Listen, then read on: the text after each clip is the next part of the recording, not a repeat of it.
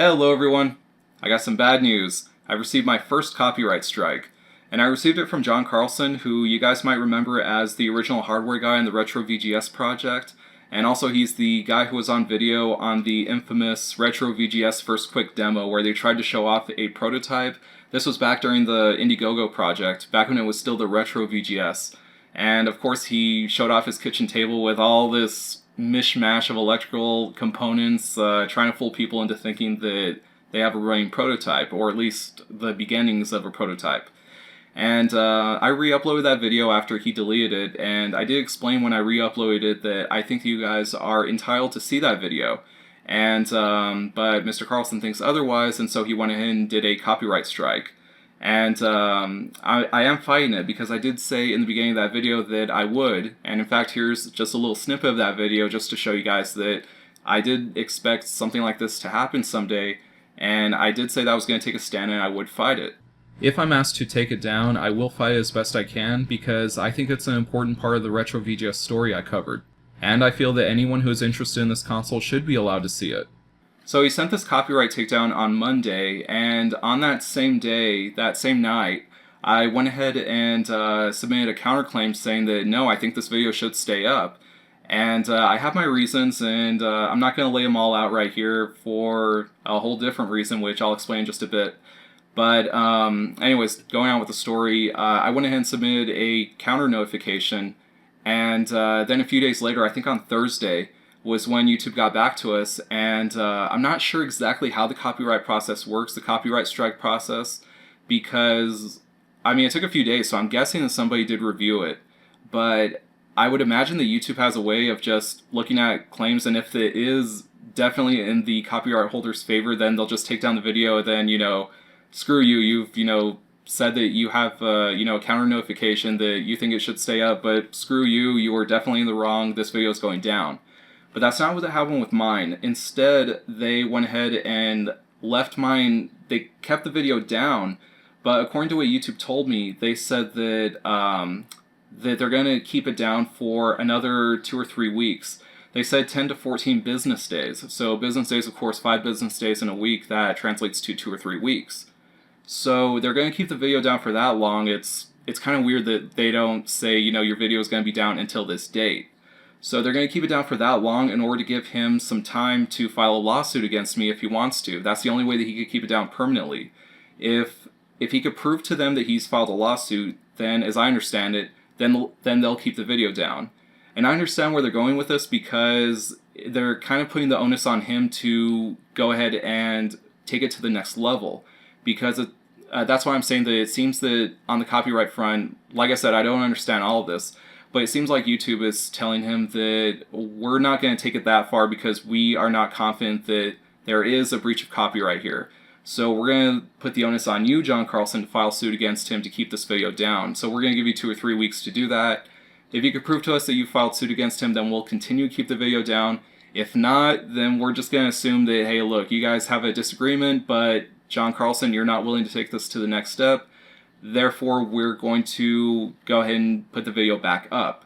So in 2 or 3 weeks, I might have the video back up if he does not fight this any longer.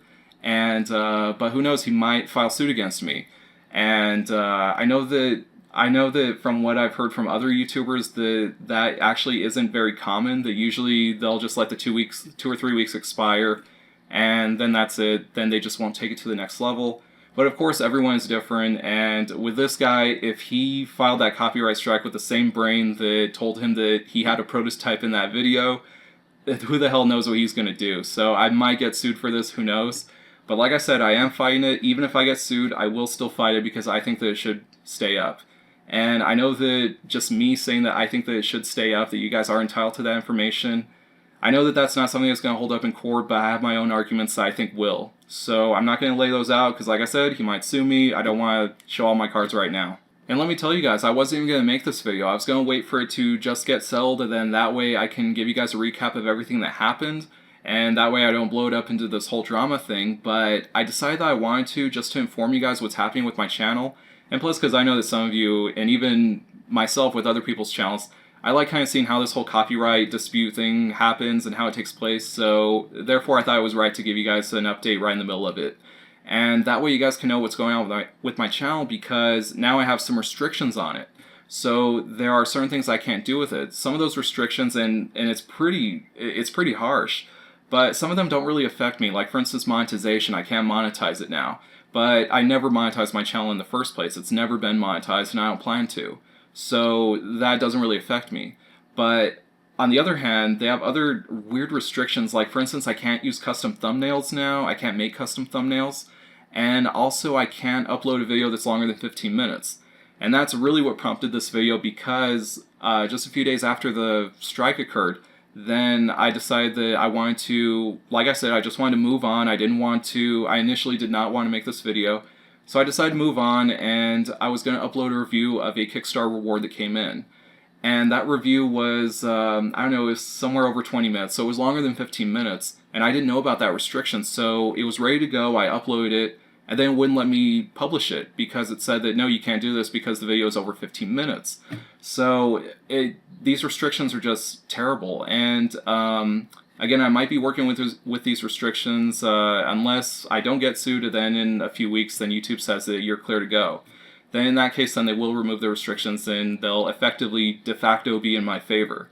But if I didn't fight it at all, they would have given me those restrictions for 6 months. All the way to September, I would not be able to upload a video longer than 15 minutes and all that sort of stuff. And also, on a side note, that video, I don't think it would work if I broke it down into two or three parts. So I really don't want to do that. But yeah, so it's just really tough to make content like that. But I think that I do have enough content in the works that I can go ahead and work around those restrictions and still get you guys stuff. Because, like I said, I still want to, go forward with the channel and hopefully not have this affect me that much. So yeah, that's where we stand right now. I'm fighting behind the scenes, and I think it's something that's worth fighting for. That was not lip service when I told you guys that I would fight to keep that video up, because I really think that it is something that's worth fighting for, to keep that information out there. I think you guys are entitled to that information. You guys who follow the story, you have a right to know what happened there. After he put it right there in public, you can't expect to just delete it and then that's it. And that really is a disgusting practice that even defined the Retro VGS saga. It even gave us some of the funniest moments, like when it was figured out that it was a DVR card in the end on the last fake prototype. It was so funny that 10 minutes later, Mike or whoever's in charge of the Facebook, immediately after the first 10 minutes, went ahead and deleted that photo, and just hoping that that would help them save face. And that really is a disgusting practice. It's something that we see in other people who are on social media who try to delete tweets or videos or anything like that they think is going to portray them in a negative light. Rather than face the facts and explain what they were doing, explain what happened, they would much rather try to whitewash history and just pretend like nobody can get that information. And I know that my channel's in jeopardy because of what I stand for, but I think this is something worth fighting for. But I'll keep you guys updated, and I'll let you guys know what happens, if I get sued or if that video goes back up. Stay tuned for more content. I'll see you guys next time.